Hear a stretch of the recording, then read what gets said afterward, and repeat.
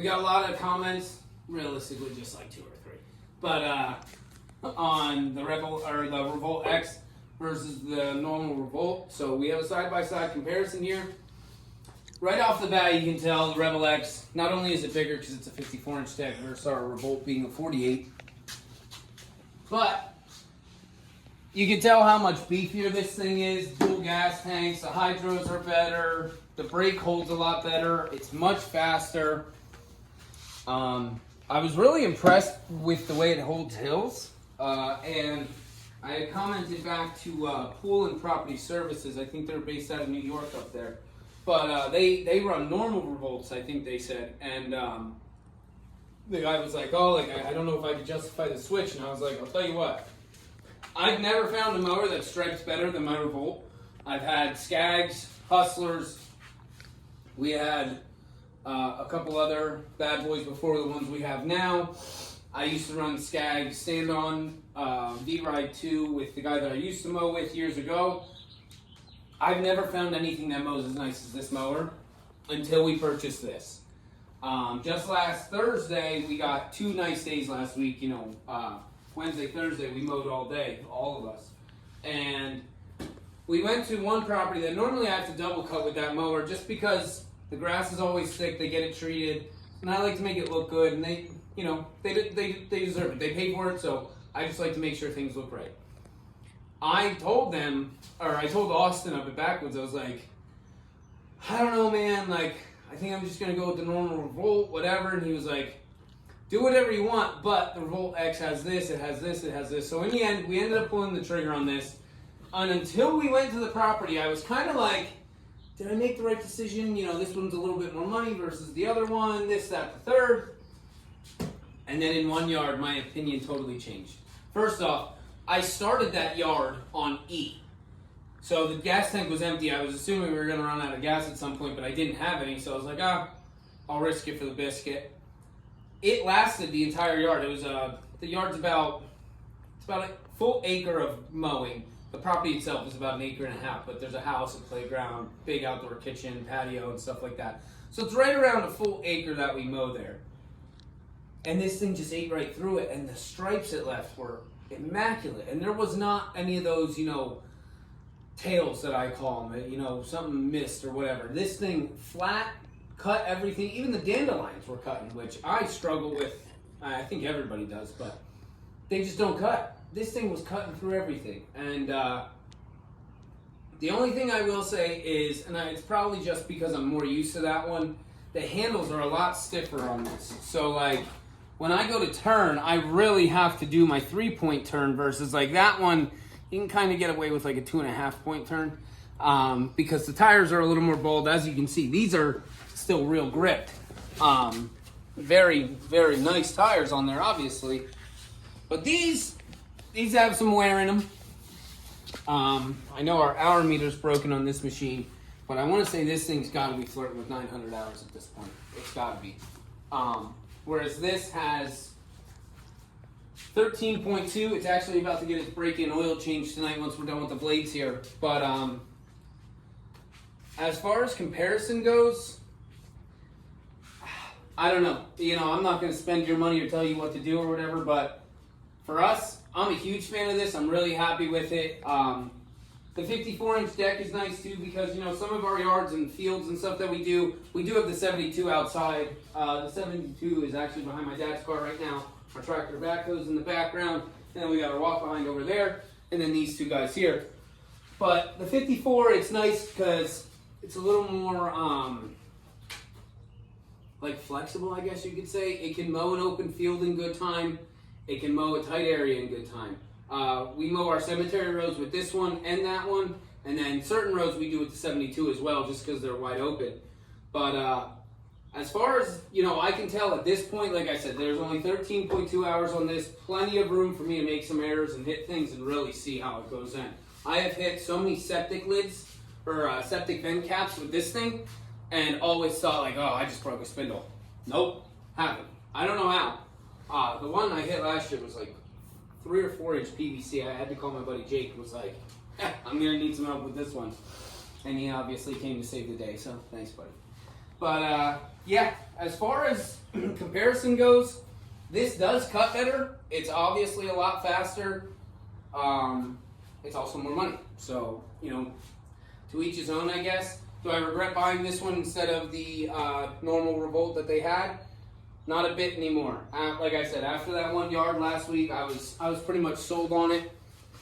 And I will tell you though, not that this has to do with these two reviews or anything, I am blown away by how nice the walk behind mows. Actually, my guy Tony took it home a couple weeks ago to mow his mom's house, and he texted me. He was like, "Dude, this walk behind stripes like fantastically." And I was like, "Really?" And I had laid some stripes, you know, on my parents, but I always double cut my parents. You know, it's where we run our business out of. Technically, our shop will actually be putting up a garage. We are still in the process of getting quotes and stuff like that. But he was like, "Dude, you got to try it." So I ended up just trying it at a yard today. And in the first cut, I mean, everything was cut flat, even the dandelions again. And it was just laying immaculate stripes. And we don't have a stripe kit on there. I think there might be the mat on the back of the deck. But other than that, we don't have anything for striping on any of our mowers, realistically, no less the walk behind specifically.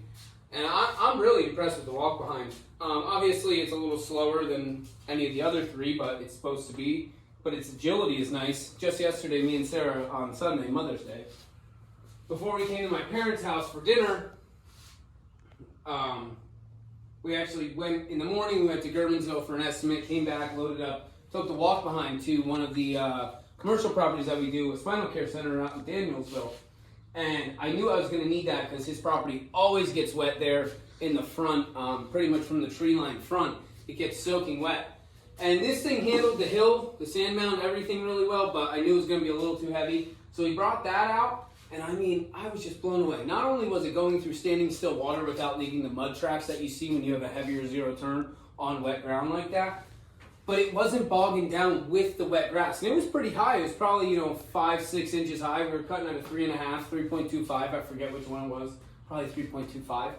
But like I said, I'm pretty impressed by it. A lot of you guys have asked about the Pro Slide XT that we have on here. Ours is pretty broken. So this is actually supposed to like lift up and like sit like that. Or something like that. I don't know. Ours has always been broken. I got this on a trade when we traded last year our Tiger Cat for a Skag walk behind that we had.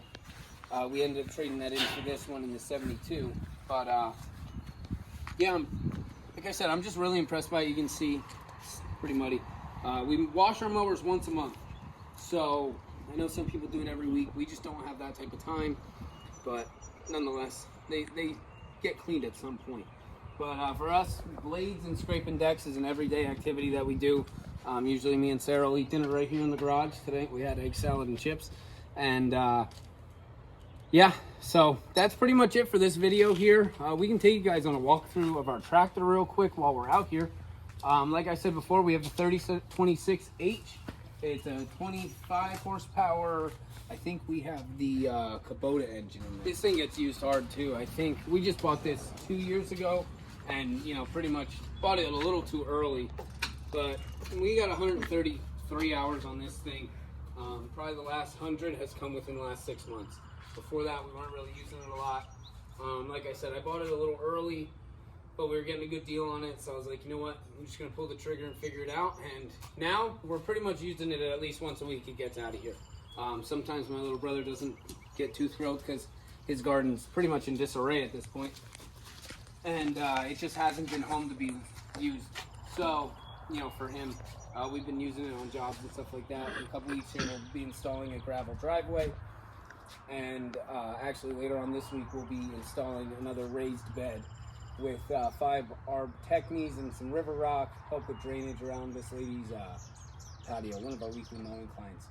But all in all, I'm pretty happy with this thing as well. Last Friday, 2 Fridays ago, I worked for Rice's Landscaping. Sean had subcontracted me out to rip out a bunch of hedges and stuff, and some of them were a little big for what this could do, so we used the backhoe to dig around the roots a little bit and then chain around the bucket and yanked them right out. I think we only had to do the digging like 3 times. So I was pretty impressed with that, considering it is a smaller machine, you know. It's nothing crazy. It's just pretty much like getting your feet wet in this. So, but yeah, so that's that. And then, I mean, our 72's over here, still dirty. Believe it or not, these did just get pressure washed like a week and a half ago. This thing has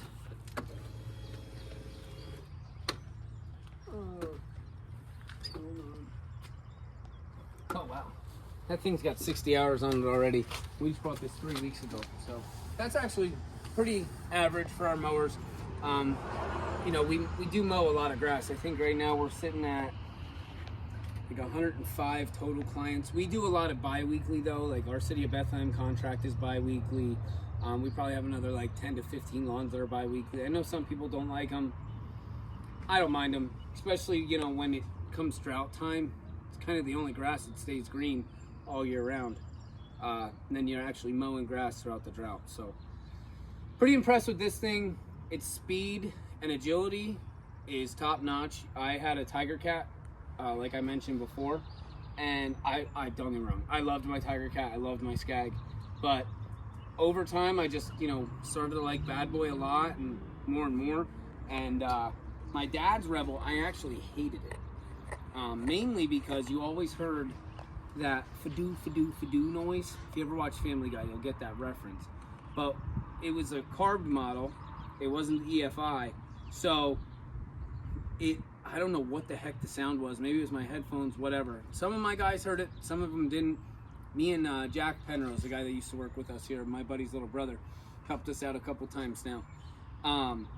He heard it too, and then the other guys were like, no, I don't know what you guys are talking about. So who knows who's right there. It doesn't really matter, but I definitely heard it. But this thing sounds great, cuts great. We were just mowing in a house.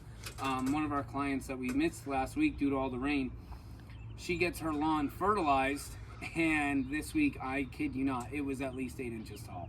And I was a little worried because, you know, you're still cutting at a 4, 5. I think we cut it at a 4.5 this week, actually. I was like, oh, I think I'm going to bog down. It's going to take a little while. And it really didn't. It didn't bog down at all. So, yeah. All in all, very impressed with the machines that we do have this year. Obviously, for me, you know, I am big on like thinking ahead. So already I can tell you this winter we'll be selling our dump trailer. It's a 6x10. We bought it at Ringo Hill Farms down in Quakertown. So we'll be selling that this winter just to get something bigger. What we'll probably do is end up paying this. Well, this is already paid off, and so is the other mower. But we're gonna sell this one, and then we're gonna also sell our Revolt this winter, and kind of just chill on stuff for the winter, you know, have that money in the account a little bit, and then come next February, we'll probably trade in the Silver Dodge. I don't know if we'll get a dump truck or what we'll do yet. I haven't thought that far ahead, but I do know that we'll be getting rid of this and rid of the 48, which I think the 48 might already be sold. I think Austin Cucker wants to buy it. But obviously he will get first dibs because we've already talked about it many a time. So, but yeah, if anybody's interested in this thing, feel free to give me a shout. Obviously it's not for sale until, well, I mean, if you got the right money, it's for sale right now. But personally, I'd like to wait until like December to get rid of this thing. This is our first dump trailer that we had. You know, it's, like I said, we did pay it off. I was a little nervous to buy this as well. I think we bought this maybe like 8 months before we bought the tractor. And back then I was like, I just want to grow slow. I don't want to take too much on. I don't want to do this. I don't want to take on too much debt.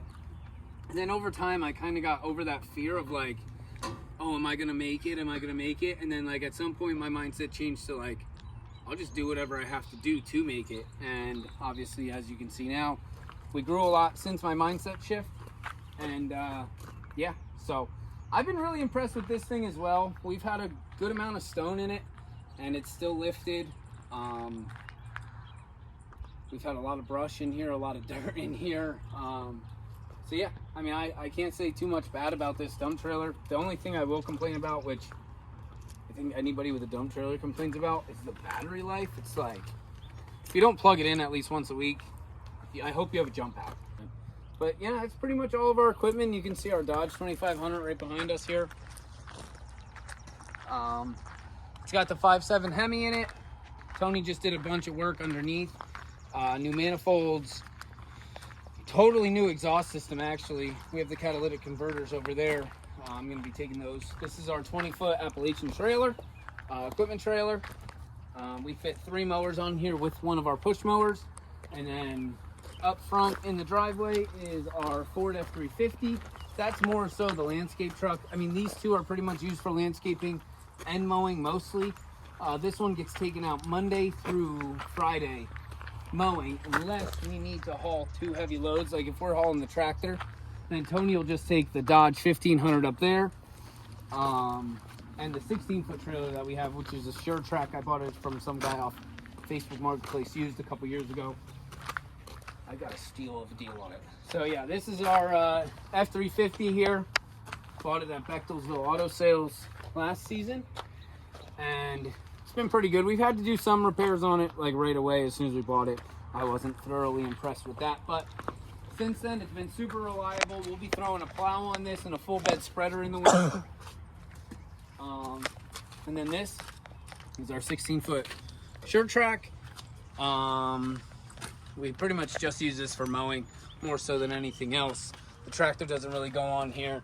And then this is our Dodge 1500. This is actually the first truck I ever bought, strictly for the business.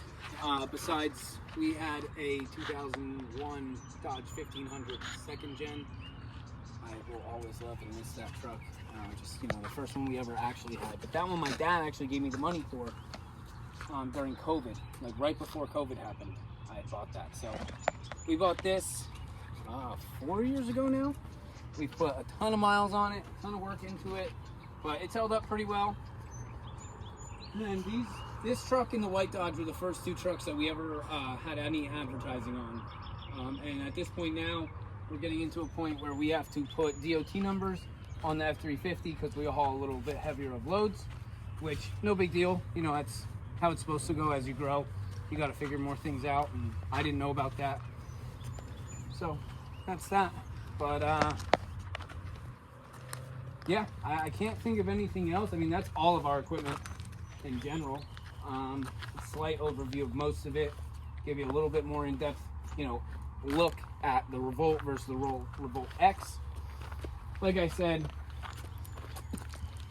it's going to be up to you whether you want to spend the more money for the Revolt X. For us, I definitely think it was the right idea. So we mow, the one church that we mow is like, oh, I don't know. The one field over there is like 6.5 acres. And then drainage ditch is about 2.5 acres. And then the one cemetery section is like another 4 acres. Whatever that is added up. I think it's right around 12 acres that we do total over there. Maybe closer to 13. I forget what it is off the top of my head here. But my little brother last Wednesday night it was, Sarah was over there push mowing the rows. And then I was on the 48 in the top section of the cemetery where it gets really tight.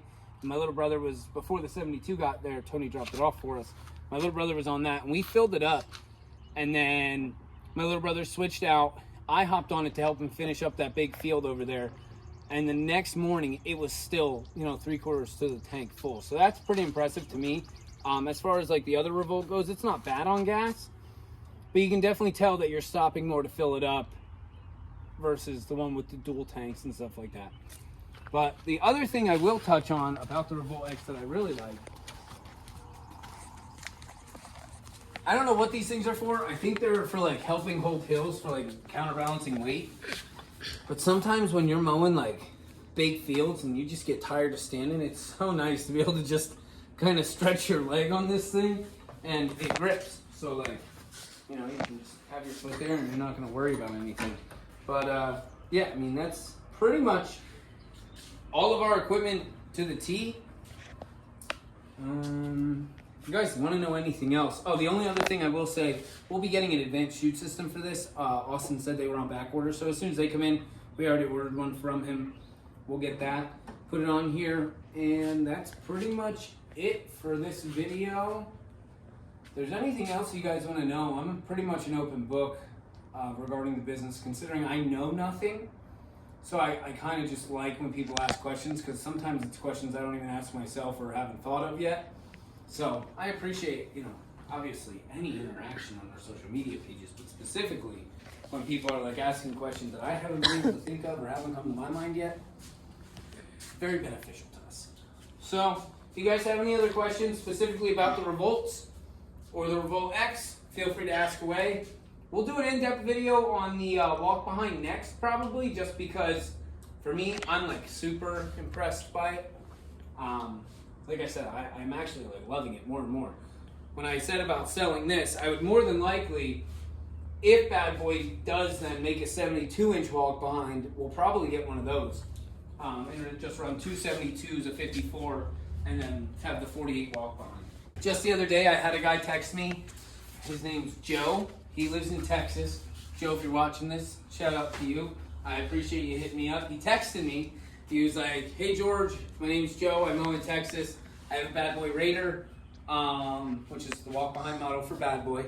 And he said that he has their normal like one wheel sulky, and he doesn't love it, so he's looking into a pro slide. He just wanted to ask some questions. So I was like pretty happy that he hit us up just directly on our phone number there. And just asked like any question. I was like, dude, yeah, no problem. Like, hit me up with anything you ever like need to know about it. Not that I know much, but other people might. So, and I tend to ask more questions than most people. So he asked about if the Pro Slide got in the way of the foot pedal for the deck system, which it doesn't. And like I said, ours is a little different because that hydraulic arm to bring it back up is broken, or it might even be the spring in there that's broken. I really haven't even looked at it because we haven't had a problem with it being broken. It still works totally fine. So, but yeah, no, I was really cool. That was like the first time that ever happened to us where like somebody hit us up for a question on machines that they're not even from our area. So for me, it was just a little humbling. Not a little humbling, it was pretty humbling. So, like I said, any interaction we get, we're grateful for. But yeah, that's that for this one. I'm gonna get these blades done.